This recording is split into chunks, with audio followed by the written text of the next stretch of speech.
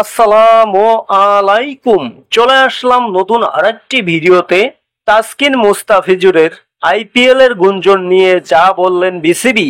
ফের আলোচনায় বাংলাদেশ জাতীয় ক্রিকেট দলের দুই পেসার তাসকিন এবং মুস্তাফিজকে নিয়ে যে গুঞ্জন উঠেছে, চোটের কারণে বদলে যাওয়া পেসারদেরকে নিয়ে আইপিএলে প্রস্তাব পেয়েছে মুস্তাফিজুর রহমান ও তাসকিন আহমেদ। এই বিষয়টিকে নিয়ে আনুষ্ঠানিকভাবে মুখ খুললেন বিসিবি।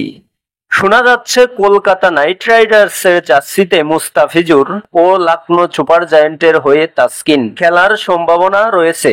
আইপিএল এর কোনো ফ্র্যাঞ্চাইজি কিংবা তাসকিন ও মুস্তাফিজুরের পক্ষে থেকে আনুষ্ঠানিকভাবে কোনো বক্তব্য পাওয়া যায়নি। সাধারণত পুরো টুর্নামেন্টের জন্য ছাড়পত্র মেলে না, সেই কারণেই পাওয়া যায় না বাংলাদেশিদেরকে। বিসিবির অনুমতি পেলেই আইপিএলে খেলা দেখা যাবে তাদের, এমন গুঞ্জন উঠেছিল ক্রিকেটারদের পক্ষ থেকে।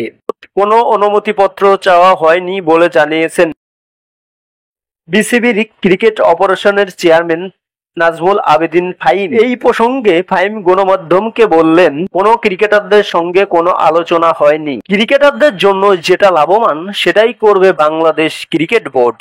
আইপিএল এর মধ্যেই রয়েছে বাংলাদেশ জিম্বাবুয়ের টেস্ট সিরিজ। সেই কারণে মানুষ অনেকটাই ধারণা করছে যে বিসিবি অনুমতি দিচ্ছে না আইপিএল খেলার। চলুন দেখে নেব এক নজরে টেস্ট সিরিজের সময়সূচি। 20 এপ্রিল 2025 বাংলাদেশ সময় সকাল 10টা, ভেন্যু সিলেট আন্তর্জাতিক ক্রিকেট স্টেডিয়াম।